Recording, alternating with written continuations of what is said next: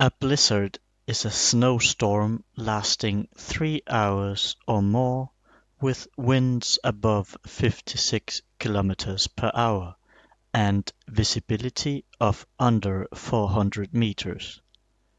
The danger of a blizzard is not the amount of snow falling, but the amount of snow being blown around in the air.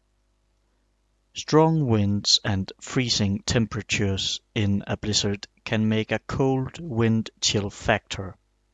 The wind chill factor is how cold you feel because of temperature and strong winds. Being outside during a blizzard can be very dangerous. Blizzards can bury cars and buildings, bring down power lines, and freeze water pipes, cutting off the water or heat to homes.